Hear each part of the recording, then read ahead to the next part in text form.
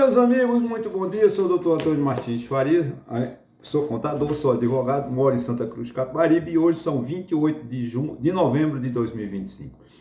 Primeiro quero agradecer a Deus por estar vivo, a você, minha irmã, meu irmão, minha amiga, meu amigo, que dá seu like, seu dislike e faz os seus comentários. Muito obrigado.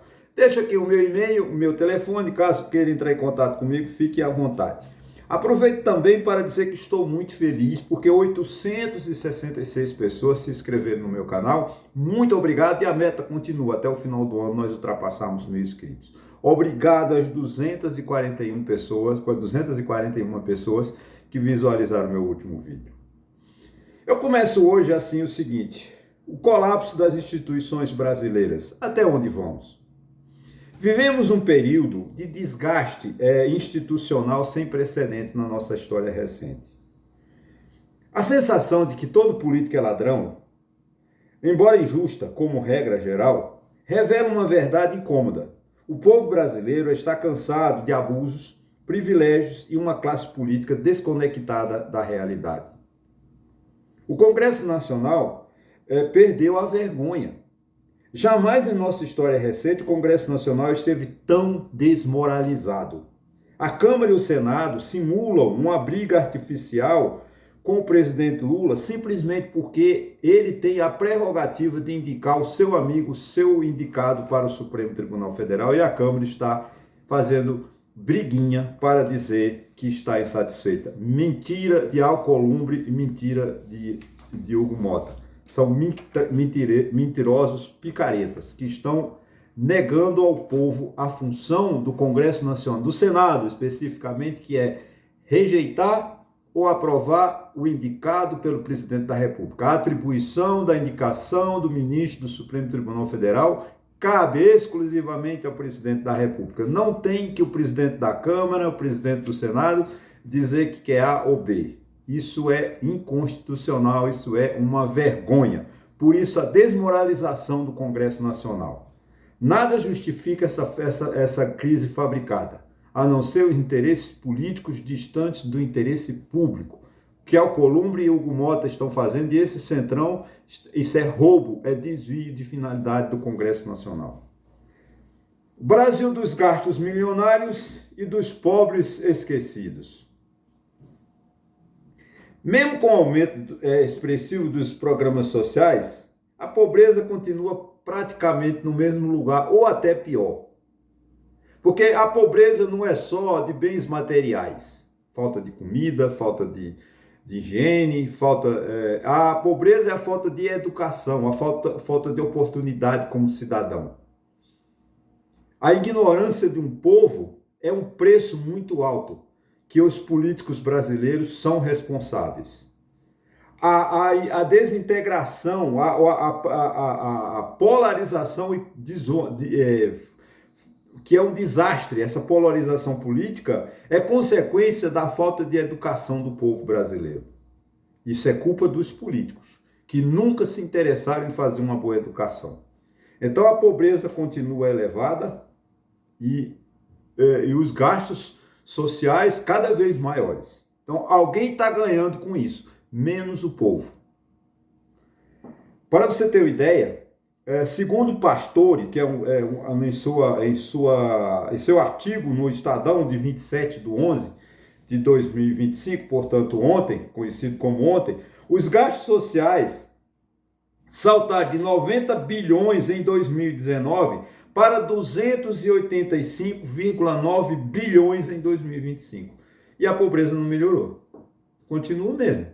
Bolsa Família, pé de meia, mas isso não muda nada. A sociedade continua cada vez mais pobre. Aumentou-se demais os gastos, mas não melhorou a condição de vida das pessoas.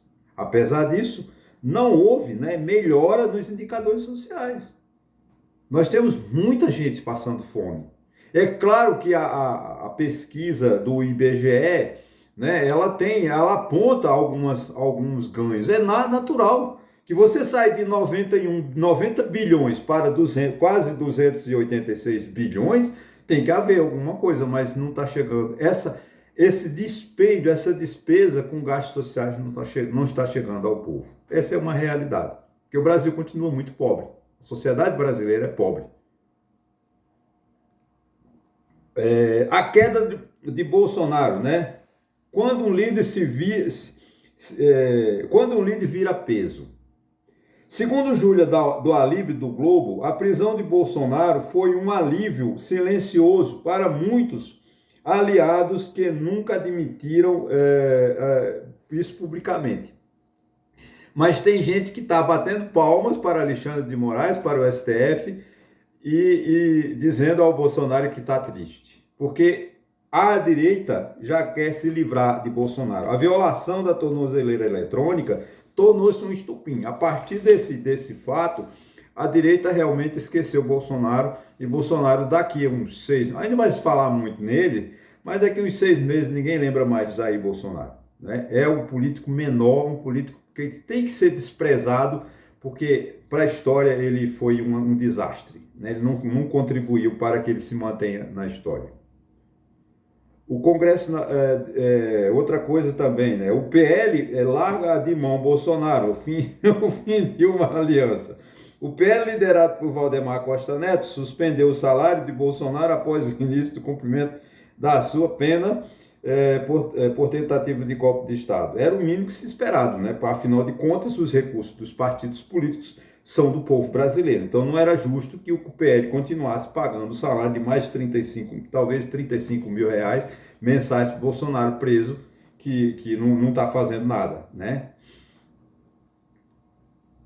E o Congresso Nacional, ao criar a crise de Lula pela indicação ao STF, isolou Bolsonaro ainda mais, né? A direita agora tenta se reorganizar sem Bolsonaro e sem depender da sua família. Então, o que a direita quer, na verdade, é se livrar de Bolsonaro, né? Infelizmente, ele só foi útil quanto interessou. Agora, como ele já está preso, o pessoal já está pulando fora, inclusive Tarcísio de Freitas. Tarcísio de Freitas já está doido para se livrar dele.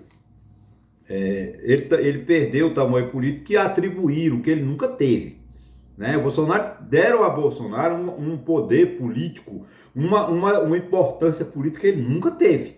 Mas deram a grande mídia, né, os grandes jornais, o Estadão, o Globo, Veja, botaram o Bolsonaro no altar, inclusive as igrejas evangélicas tiraram Jesus e botaram o Bolsonaro nos altares, nos púlpitos, que um valor que o Bolsonaro nunca teve. E conforme agora se encontra preso e vai ser esquecido. Essa é a grande realidade. Direita em busca de um novo rosto, a era pós-Bolsonaro. O Congresso Nacional, ao criar uma crise com Lula, pela indicação do STF, isolou Bolsonaro ainda mais. A direita agora tenta se reorganizar sem ele e sem depender de sua família. O momento bolsonarismo pesa mais do que ajuda. O bolsonarismo hoje, para Tarcísio de Freitas, já prejudica, porque ele tira voto, né? Segundo, até eu falei em vídeo passado, mas o Tarcísio de Freitas, nos seus interlocutores, para os seus amigos, para os seus assessores, ele fala isso.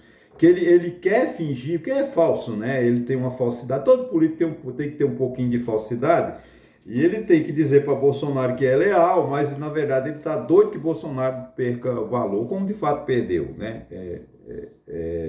E lamentavelmente, né? Lula e o risco fiscal, o Brasil no vermelho, né? O presidente Lula autorizou os estados e municípios, gente, a tomar agora em 2025 mais 3 bilhões de reais emprestados. Grande parte dos entes federados não possui responsabilidade fiscal mínima. Isso é uma falta de respeito. Os municípios e os estados que já estão super endividados vão tomar mais. O Conselho Monetário Nacional, que é presidido pelo ministro da Fazenda, pela ministra Tebet, né, e pelo presidente do Banco Central, autorizou os municípios e os estados a tomarem mais 3 bilhões ainda este ano. Já acho que essa soma é de 21 bilhões de reais, dinheiro nosso que nunca mais será visto, porque esses municípios vão pegar esse dinheiro, vão gastar e vão destruir a nossa riqueza, né? Não é por acaso, né? O déficit primário entre 2023 e 2025 aumentou em 12%. Quem paga essa conta? Nós.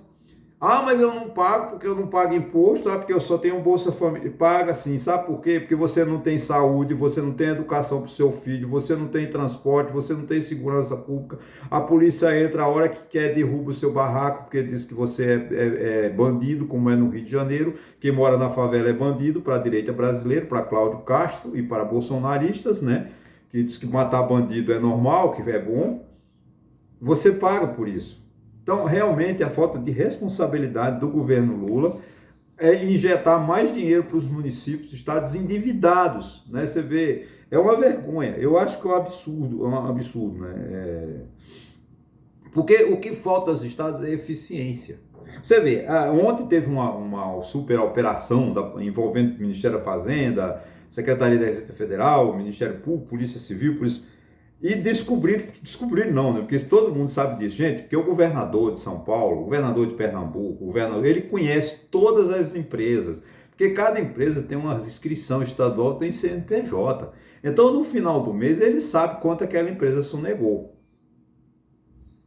Absolutamente, pela venda que ela faz, pelo faturamento, pela demonstração que ela tem no mercado, mas não tem a contrapartida no tributo.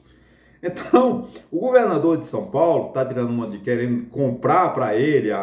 Houve uma briga ontem entre o governo federal e o governo estadual tentando ser o dono dessa investigação, dessa busca, né, dessa prisão de gente, busca e apreensão de alguns, nessa contra a Refit, uma empresa de São Paulo, parece do Rio de Janeiro.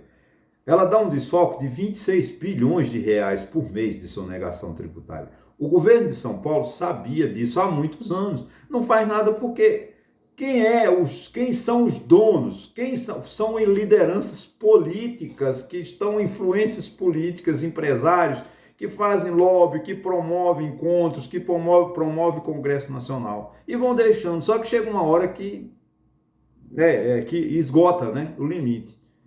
Então, o país vive desgovernado por isso. Porque uma vez eu estava descendo, eu vou fazer uma confissão aqui, eu estava descendo no elevador na Secretaria Estadual de Fazenda do Rio de Janeiro e uma mulher chamando a atenção no elevador, disse, mas você não falou para o governador, uma empresa pagou 18 milhões de ICMS e o governador não sabe disso, você tem que avisar o secretário, né, o governador, eu acho que devia ser o rapaz que cuidava lá dos cofres, né?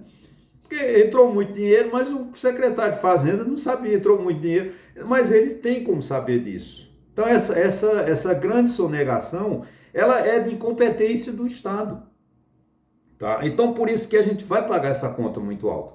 Você vê a questão, me permita fazer a questão dos Correios, né? Estou inserindo o contexto, mas é necessário. Os Correios quebraram, estão falidos, sem condições de honrar os compromissos.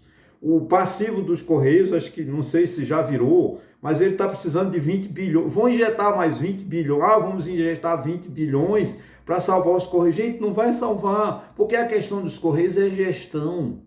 Há quantos anos que o Correio é entregue a bandidos? Como foi? Lembra do mensalão lá do Roberto Jefferson?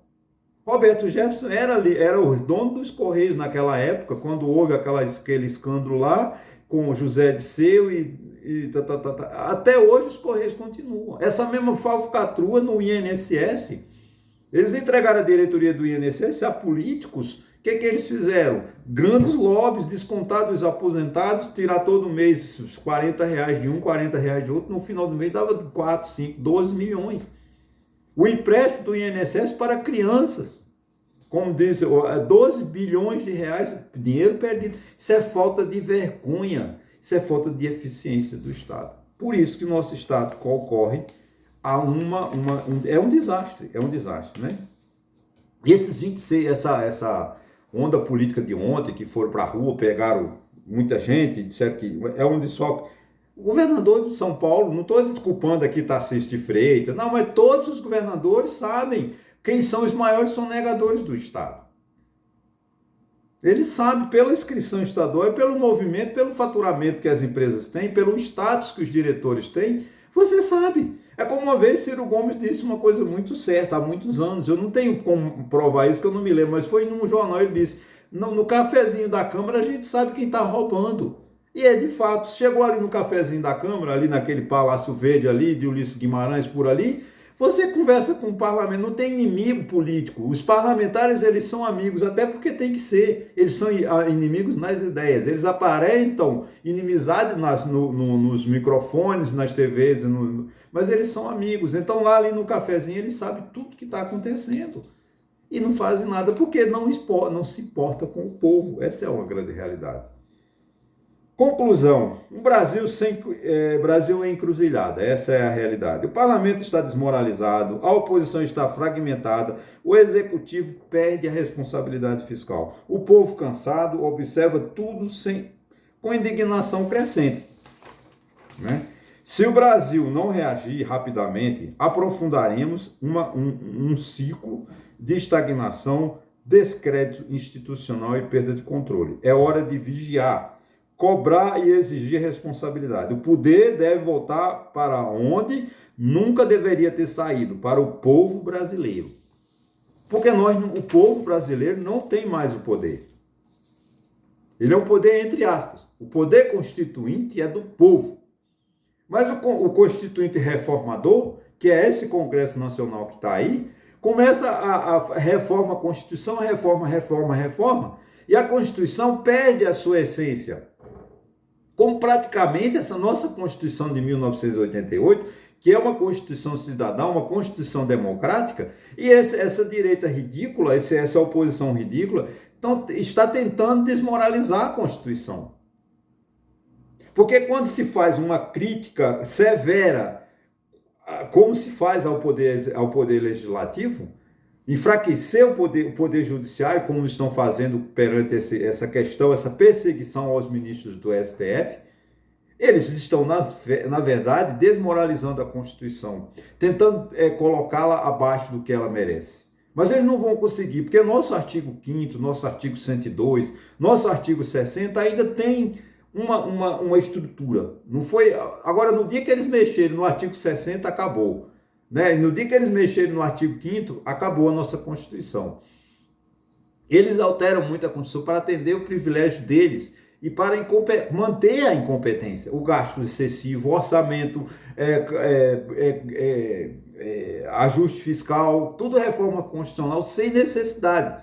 Porque as dos 143 emendas que a Constituição recebeu durante esses 37, 38 anos, né, provavelmente 5 eram suficientes. Eu aqui cito o artigo 66, a emenda 66, que estabeleceu o divórcio. A emenda 45, que reformulou o Poder Judiciário. Talvez a 87, o resto não precisava. Tudo se você analisar as 143 emendas, são sempre para cuidar de orçamento. Sempre para cuidar de orçamento. 90% das emendas, porque falta de governo, falta de seriedade, falta de responsabilidade. Essa agora, por exemplo, essa questão da segurança pública. Eu vou encerrar, tá, gente? Essa questão da segurança pública. Eu vou mandar uma PEC para o Congresso Nacional para atribuir, para ampliar o poder da Polícia Federal. Não adianta. A Polícia Federal já presta um grande serviço ao país. É uma das instituições mais eficientes e mais responsáveis que nós temos no Brasil. Eu acho que eu cito, antigamente eram os Correios, que geravam, era o Banco Central, os Correios, né? E agora eu acho que a Polícia Federal, o Banco Central e a Polícia Federal são essas 3 instituições que realmente ainda merecem o nosso respeito. Os Correios, lamentavelmente, foram à falência, por incompetência. O Banco Central continua, bem ou mal, dando lá o seu papel, fazendo, desculpa o termo esdrúxulo, abro aspas, né? Fazendo das tripas coração, fecho aspas, para salvar a inflação no Brasil, para manter a inflação no Brasil sob controle. Porque se dependesse do gasto do presidente Lula, se dependesse da irresponsabilidade dos governos estaduais e governos municipais, nossa inflação estava 1.200% ao mês. Essa é uma grande verdade. Portanto, gente, o Brasil... você é um alarmista. Não, eu posso até estar sendo alarmista, mas eu estou visualizando como será o Brasil daqui a 20, 30 anos. Um Brasil sem estrutura política, um Brasil sem educação. Gente, nosso povo está analfabeto. O nosso povo não lê, o nosso povo não... Eu vejo aqui em Santa Cruz de Capibaribe, as pessoas têm ojeriza a livros. Uma sociedade dessa não tem futuro. Ah, mas livro é uma coisa velha. Não. O livro nunca vai deixar de ser um objeto de informação. Porque, nós temos a inteligência artificial. Sim, a inteligência artificial é útil. É a nossa, é a tentativa de fazer com que a gente analise como pensa o ser humano. Mas a inteligência artificial sem o conhecimento, ela não vai me responder nada. Eu peço auxílio da inteligência artificial para elaborar esse meu texto. Mas se eu não tiver o conhecimento, eu vou ficar aqui apenas lendo. E eu estou emitindo opinião. Eu me baseio na informação que a inteligência artificial me ajuda, mas eu preciso de ler o jornal, preciso de ler revista, eu preciso de ler livros. Senão, eu não tenho futuro. E, infelizmente, a nossa população está esquecida do livro, está esquecido da escola, está esquecido. Esse país não tem futuro. As pessoas aqui em Santa Cruz de Capibaribe, com todo respeito, eu acho que isso é positivo, só acreditam no dinheiro, na riqueza. Todo mundo em Santa Cruz de Capibaribe quer ser comerciante. Todo mundo em Santa Cruz de Capibaribe quer ser fabricante de roupa. Então ele quer na feira do Moda Center, né, que é uma feira livre que tem aqui, das quintas até a sexta, todo mundo vai para lá, ele ganha R$5 na feira de quinta, mais R$5 na feira de sexta, ele está satisfeito, porque ele está sendo comerciante, mas ele não vai para a escola. São jovens lindas, jovens lindos. Raramente você vê um universitário. Eles só estão interessados em ganhar dinheiro, ganhar dinheiro, ganhar dinheiro, ganhar dinheiro, mas só dinheiro não tem nada a ver. Dinheiro é muito bom, claro que é, mas não é tudo. Você precisa de conhecimento, você precisa de educação. Infelizmente, um país que não dá educação ao seu povo não pode ter futuro. Infelizmente, essa é uma grande realidade. Gente, olha, hoje é sexta-feira, eu desejo a você um bom final de semana. Se você chegou até aqui, meu muito obrigado. Se inscreva no meu canal, vamos aumentar esse número para que até dezembro a gente comemore mais de 1.000 inscritos no meu canal. Muito obrigado. Falta pouco. Se eu contando com a sua ajuda, olha, se 241 pessoas que visualizaram o meu vídeo, se delas metade se inscrevesse no meu canal, eu já tinha alcançado mais de 1.000 inscritos, ok? Mais uma vez, muito obrigado.